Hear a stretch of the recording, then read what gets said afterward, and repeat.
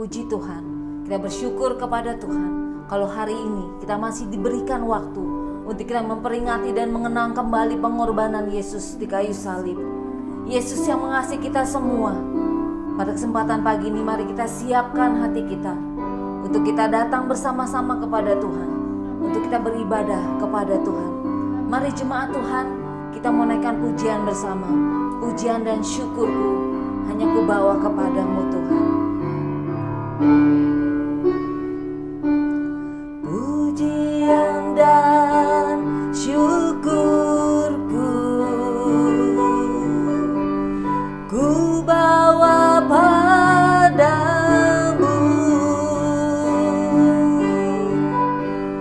dengan rendah hati ku persembahkan.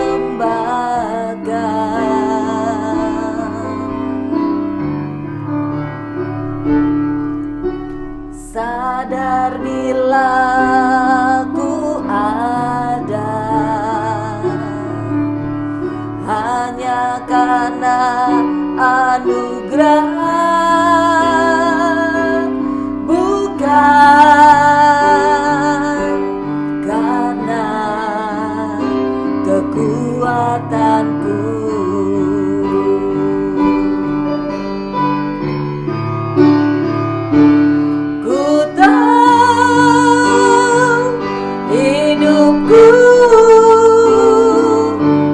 Adalah penyembahan. Kau ciptakanku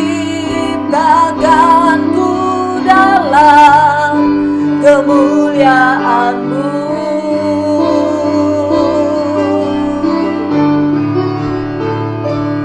Ku tahu hidupku berharga di mata-Mu. Segenap hidupku persembahkan, ku tahu hidupku. Ku tahu hidupku adalah penyembahan. Kau ciptakanku dalam kemuliaan-Mu.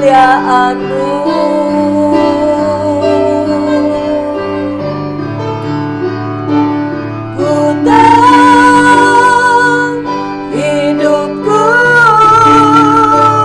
berharga di mata-Mu.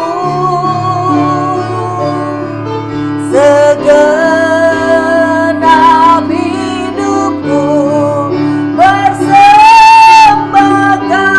segenap hidupku persembahkan.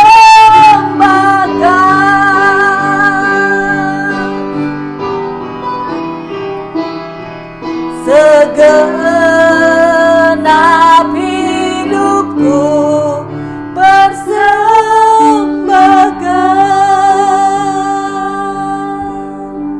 Mari kita berdoa. Tuhan, terima kasih, kami mengucap syukur Tuhan, kalau kami boleh ada semua karena anugerah-Mu Tuhan. Karena Tuhan, anugerah yang Kau beri dalam setiap hidup kami Bapa, kami boleh ada karena pengorbanan-Mu yang besar dalam hidup kami, sehingga kami dilayakkan kembali Tuhan untuk kami datang kepadamu Bapa, untuk kami beribadah dengan segenap hati kami. Terima kasih Tuhan, hanya di dalam satu nama itu Tuhan Yesus Kristus kami akan mulai ibadah ini. Haleluya, amin. Sebab kamu telah dibeli dan harganya telah lunas dibayar. Karena itu muliakanlah Allah dengan tubuhmu.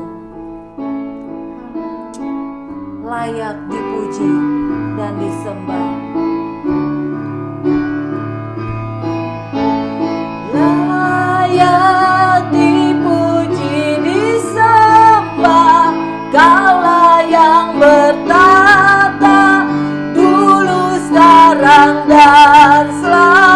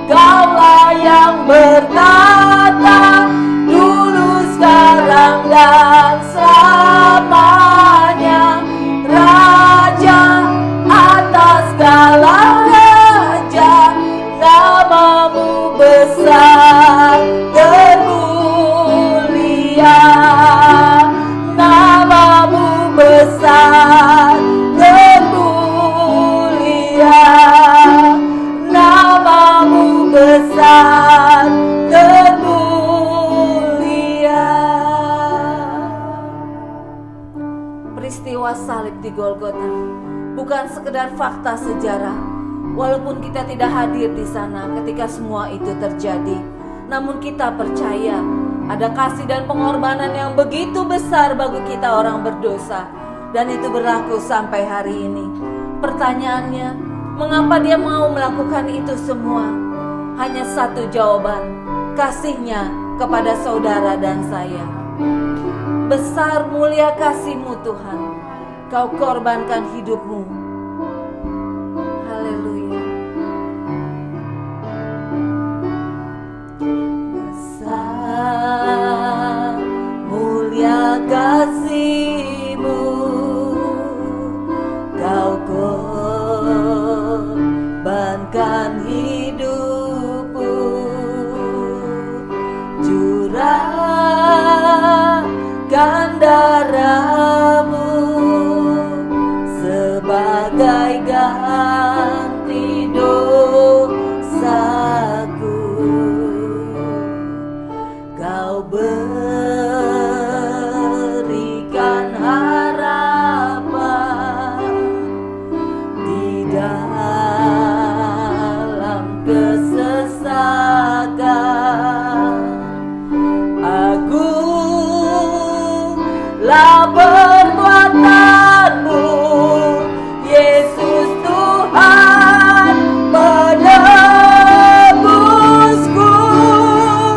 Karena kasih-Mu yang selamatkanku, menyucikan dan menebus hidupku. Ku naikkan syukur buat pengorbananmu.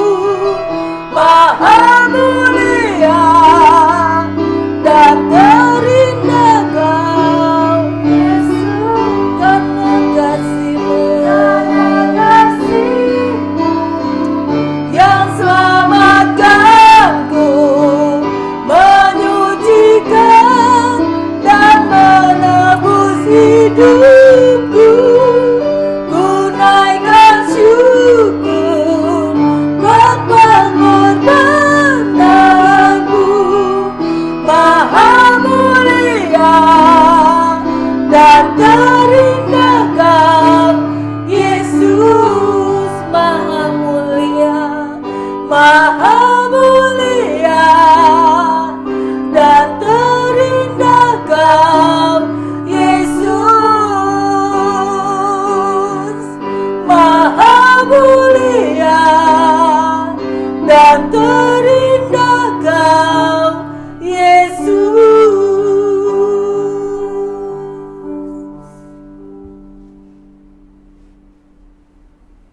Haleluya. Saudara-saudara, selamat pagi dan selamat beribadah. Pada ibadah Paskah kita kali ini, kita akan belajar tentang sesuatu yang saya sebut dengan gagal paham. Kenapa gagal paham? Mari kita lihat beberapa hal yang menjadi alasannya. Saudara-saudara, teks kita nanti akan terambil dari Roma pasalnya yang ke-6, ayat 1 sampai ayatnya yang ke-7. Ayat-ayat itu saudara-saudara bisa menemukannya dalam pembacaan ayat berikut ini. Baik, mari sekarang kita lanjutkan. Saudaraku, tidak semua orang yang belajar Alkitab itu paham tentang kasih karunia Allah melalui kematian Yesus. Banyak orang yang salah mengartikannya. Itu sebabnya saya sebut dengan gagal paham. Mengapa dikatakan gagal paham? Mari saya baca Roma pasal 6 ayat 1 dan ayatnya yang kedua. Kalimatnya berkata begini. Perhatikanlah baik-baik pembacaan berikut. Roma pasal 6 ayat 1 dan 2. Jika demikian, apakah yang hendak kita katakan? Bolehkah kita bertekun dalam dosa supaya semakin bertambah kasih karunia itu? Ayat 2. Sekali-kali tidak. bukankah kita telah mati bagi dosa? Bagaimanakah kita dapat hidup di dalamnya? Saudaraku, berdasarkan ayat ini, lahirlah apa yang disebut dengan statement-statement yang menyesatkan. Misalnya orang berkata begini, teruslah kita berbuat dosa karena ada kasih karunia Allah yang akan mengampuni. Inilah yang saya sebut sebagai gagal paham, saudara-saudara. Ayat ini dipahami secara keliru. Itu sebabnya, saudaraku, dari peristiwa ini lahirlah apa yang disebut dengan hyper grace, kasih karunia Allah yang kebablasan. Jadi bagaimana yang sebenarnya tentang kasih karunia Allah itu? Dalam pembacaan kita, Roma pasalnya yang ke-6 ayat 1 sampai ayat yang ke-7 itu, Rasul Paulus menunjukkan kepada kita 3 hal yang perlu kita pahami baik-baik. Yang pertama, saudara-saudara, dalam ayatnya yang ke-7 dari Roma pasal 6 itu, saya membaca kalimatnya berkata begini, siapa yang telah mati, ia telah bebas dari dosa. Bagian yang pertama menjelaskan kepada kita bahwa untuk mengerti tentang itu, Paulus menggunakan contoh kematian. Kenapa harus digunakan contoh kematian? Baik, kita lanjutkan. Bila seseorang mati, saudara-saudara, apa yang sebenarnya terjadi? Ia terbebas dari segalanya. Itu pastinya. Karena itulah ia tidak bisa berbuat apa-apa lagi. Sebutan untuk tubuhnya juga sudah berubah. Tidak lagi disebut sebagai tubuh, tetapi menjadi mayat. Ia tidak disimpan dalam ruangan kamar pribadinya, bahkan juga tidak di sudut ruangan sekalipun. Ia harus dipindahkan dan dikubur. Karena ia tidak bisa hidup. Karena ia sudah disebut orang mati. Nah, pertanyaan, apakah mungkin kalau orang sudah mati masih bisa berbuat dosa lagi? Jawabannya tentu saja tidak. Jadi, ajaran tentang hyper grace gugur dengan sendirinya. Baik, sekarang kita lanjut pada hal yang kedua. Saudaraku, Paulus dalam Roma pasal yang ke-6 ayat 1 sampai 7 ini bukan hanya memberikan penjelasan tentang kasih karunia dengan menggunakan contoh kematian. Sekarang dia menggunakan contoh yang kedua. Itulah baptisan. Apa yang terjadi sebenarnya? Saya baca dulu kalimatnya. Dalam Roma pasalnya yang ke-6 ayatnya yang ketiga. Tidak tahukah kamu bahwa kita semua telah dibaptis dalam Kristus? Telah dibaptis dalam kematiannya. Jadi saudara-saudara, pada saat seseorang menerima Yesus sebagai Tuhan dan Juru Selamatnya, saat itulah dia mendapatkan kasih karunia Allah. Dosa-dosanya diampuni dan pertobatannya diterima oleh Tuhan. Tapi apakah cukup sampai di situ? Mari kita lanjutkan. Pada saat seseorang sudah menerima Yesus sebagai Tuhan dan Juru Selamat, dia akan bertindak lagi, yaitu dia akan dibaptis. Nah, apa yang terjadi pada saat seseorang dibaptis? Saudara-saudara, pada saat seseorang dibaptis terjadi dua peristiwa sekaligus. Peristiwa yang pertama, adalah manusia lamanya itu dikuburkan. Jadi kalau orang dibaptis begini ya saudara, dicelupkan ke dalam air. Nah, manusia lamanya itu dikuburkan. Sudah mati. Sama seperti tadi, kalau orang sudah mati, habis perkara, urusannya tidak ada lagi. Begitulah manusia lama yang penuh dengan dosa itu sudah dikuburkan dalam baptisan. Hal yang kedua, setelah seseorang itu dibaptiskan, dia tidak terus-menerus ada di dalam air, saudara-saudara. Dia kemudian dibangkitkan. Pada saat dia dibangkitkan, itulah saatnya dia dilahirkan menjadi manusia baru. Lalu dia naik ke air, naik dari air, dan kemudian dia menjalani kehidupan baru di dalam Kristus.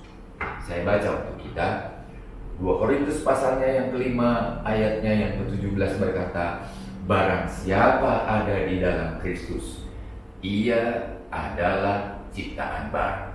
Perkara-perkara yang lama sudah berlalu, perkara-perkara yang baru sudah datang. Yang ketiga sekarang, saudara-saudara. Saudaraku, kalau saudara mengerti bahwa dalam baptisan air itu, saudara-saudara, orang bukan saja mati dan bangkit, tapi dia akan hidup berkelanjutan atau dia akan hidup terus. Nah, bagaimana caranya seseorang mengisi hari-hari hidupnya terus itu? Saya baca untuk kita dari Roma pasalnya yang ke-6, ayatnya yang ke-4, saudaraku, kalimatnya berkata begini. Dengan demikian kita telah dikuburkan bersama-sama dengan Dia oleh baptisan dalam kematian, supaya sama seperti Kristus telah dibangkitkan dari antara orang mati oleh kemuliaan Bapa, demikian juga kita akan hidup dalam hidup yang baru. Jadi saudaraku, kalau seseorang sudah menerima Yesus sebagai Tuhan dan Juru Selamat, dia menerima baptisan dan dia mendapatkan satu kehidupan baru, sudah sepatutnya dia menjalani kehidupan baru yang sesuai dengan kebenaran firman Allah. Baik, kita lanjut dengan bagian yang ketiga.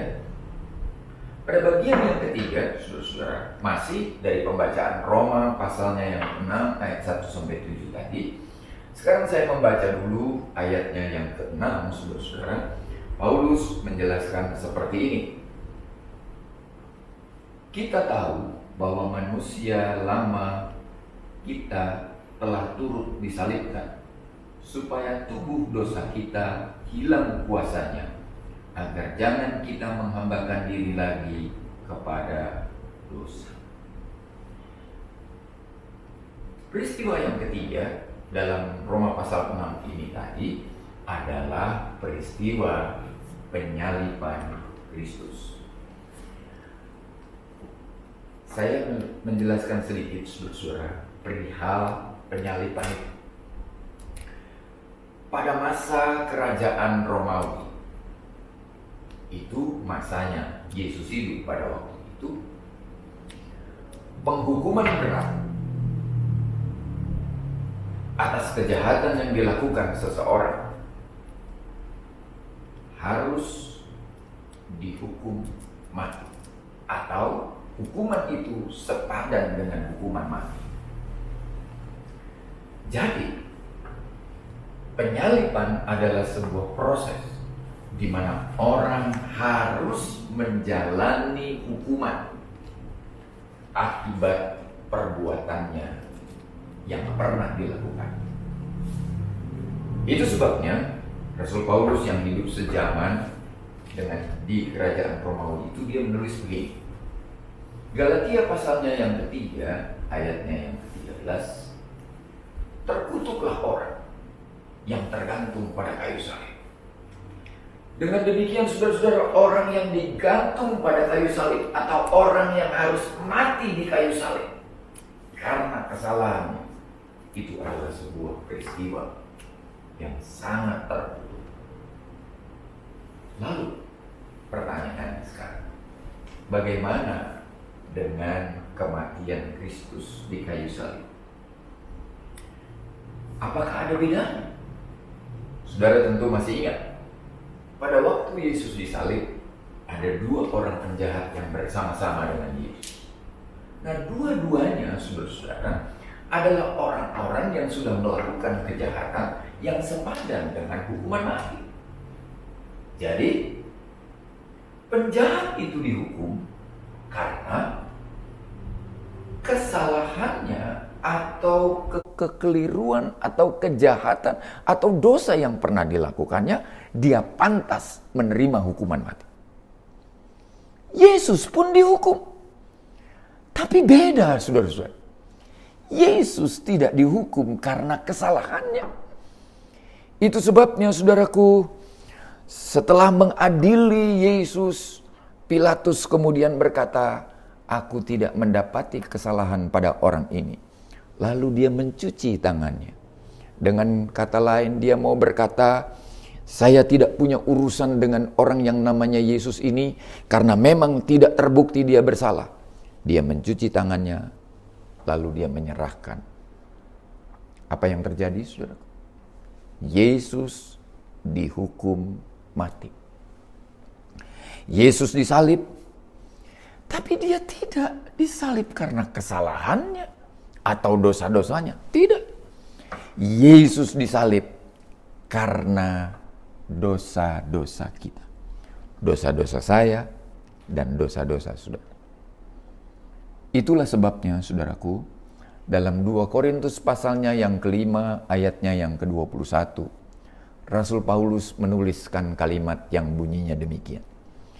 Dia yang tidak mengenal dosa, telah dibuatnya menjadi dosa karena kita, supaya di dalam dia kita dibenarkan oleh Allah. Jadi, Yesus tidak berdosa. Tapi karena kita, dia harus menanggung dosa-dosa itu. Oleh kematian Kristus, sekarang kita dibenarkan menjadi orang-orang benar. Itulah yang disebut dengan kasih karunia Allah. Nah, kalau begitu, apa makna yang dapat kita ambil pada hari ini berkenaan dengan kematian Yesus? Ada 3, saudara-saudara. Saya ulang. Ada 3. Mengapa Yesus harus disalib? Yang pertama, dalam Roma pasal yang ke-6 ayat yang ke-7 tadi. Manusia sudah mati karena dosa-dosanya. Ia tidak punya kekuatan apa-apa lagi untuk dapat hidup kembali. Tapi hal yang kedua, Yesus memberikan pengampunan bagi dosa-dosa manusia. Dan itulah yang kita baca dalam Roma pasalnya yang ke-6. Dan bagian yang ketiga, saudaraku, Yesus bukan hanya mengampuni kita, tapi dia mati untuk menebus dan membayar seluruh dosa-dosa kita. Salib menjadi bukti bagaimana dia mengasihi kita. Dan saatnya sekarang kita hidup di dalam kemurahannya. Mari tundukkan kepala dan kita bersiap untuk masuk dalam perjamuan kudus hari ini. Bapa di sorga, terima kasih untuk kebenaran firman-Mu. Tolong kami supaya kami tidak gagal paham. Tolong kami supaya kami mengerti betapa kami adalah orang-orang yang sangat beruntung. Kami orang yang mati karena dosa. Orang yang seharusnya dihukum karena dosa dan perbuatan kami. Tetapi karena kasih karunia-Mu, karena pengampunan yang Engkau beri, kami ada sebagaimana kami ada. Bahkan lebih dari itu Tuhan. Pengorbanan-Mu di kayu salib bukan saja menebus dosa dan salah kami, tetapi juga memberikan kehidupan baru, memberikan kemenangan baru, memberikan pengharapan baru, bahwa di dalam Yesus ada kehidupan yang luar biasa. Hari ini kami akan memperingati lagi kematian-Mu di kayu salib melalui perjamuan Tuhan. Sucikan dan kuduskan roti dan air anggur ini. Sucikan dan kuduskan setiap jemaat Tuhan yang akan mengikutinya. Layakkan dan kuduskan kami Tuhan, agar kami menerima berkat-berkat-Mu melalui perjamuan kudus ini. Demi nama Yesus, kami berdoa dan siap menyambut firman-Mu. Amin. Kita akan menyanyi sebuah pujian, saudaraku. Pujian yang berkata, "Ku datang pada salib itu." Tapi kita ambil refnya saja. Sementara kita menyanyi, saudara bersiap untuk roti dan air anggur yang sudah dibagikan. Ku datang pada salib itu, ku ingat cintanya Tuhanku,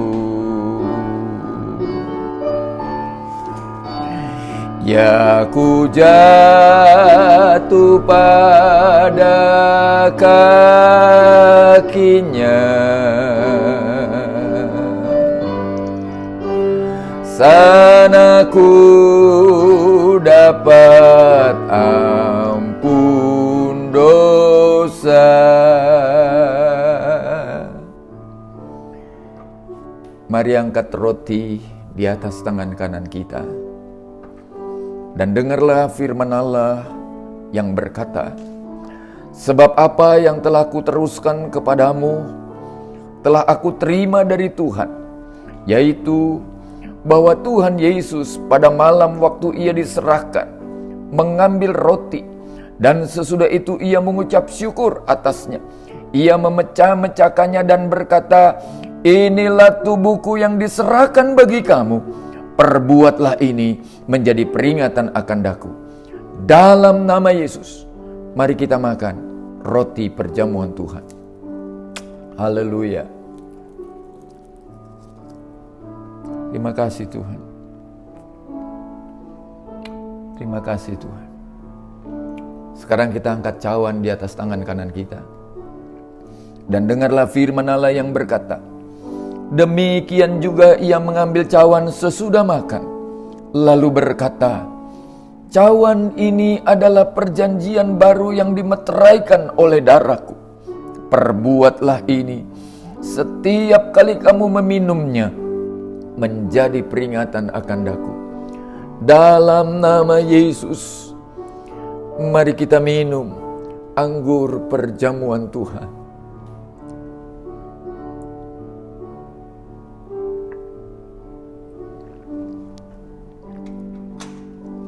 Terima kasih ya Tuhan. Haleluya, haleluya.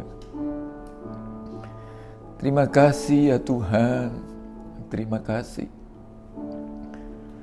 Hari ini kami dapat lagi merayakan Paskah. Meski dalam situasi dan kondisi yang tidak menguntungkan. Kami harus terpisah oleh jarak. Kami harus terbatas oleh berbagai keadaan. Tapi kami bersyukur kepadamu karena Engkau masih memberi kami kesempatan lagi untuk berbuat bakti kepadamu. Bapa di sorga, mari Engkau menolong setiap jemaat-Mu, keluarga demi keluarga, bahkan pribadi demi pribadi. Ulurkanlah tangan pengasihan-Mu ya Tuhan atas rumah tangga anak-anak-Mu. Turunkanlah penjagaan-Mu, turunkanlah pembelaan-Mu, turunkanlah lagi kasih karunia-Mu atas mereka.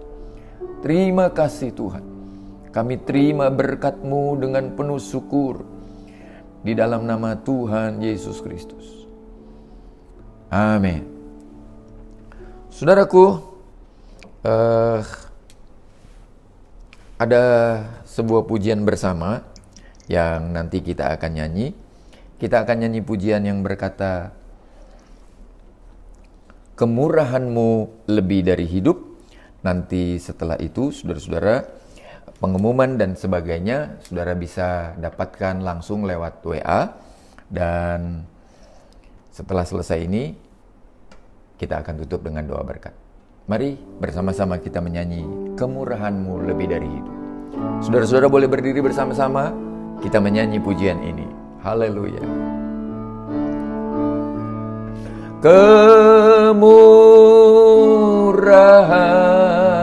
Kemurahan-Mu lebih dari hidup, kemurahan-Mu lebih dari hidup, bahwa lidahku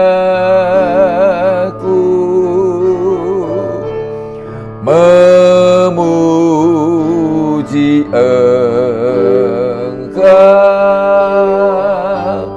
kemurahan-Mu lebih dari hidup.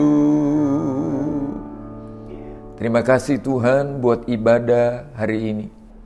Kami percaya Engkau bukan saja hadir dalam tiap-tiap keluarga, tetapi juga Engkau hadir dalam ibadah kami, dan melaluinya kami diberkati. Sepanjang waktu yang masih tersedia, Tuhan tolong kami, agar kami terus dapat hidup sesuai dengan kehendak-Mu. Terima kasih Tuhan. Saudara-saudaraku yang dikasihi oleh Tuhan, sekarang marilah kita pulang ke tempat kita masing-masing, dengan membawa berkat dari Allah Bapa, curahan kasih sayang dalam anaknya Yesus Kristus, dan persekutuan Allah Roh Kudus tinggallah menyertai kita sekalian hari ini sampai selama-lamanya. Kami terima berkat-Mu dan kami selesaikan ibadah kami hari ini. Yang diberkati berkata, amin. Haleluya.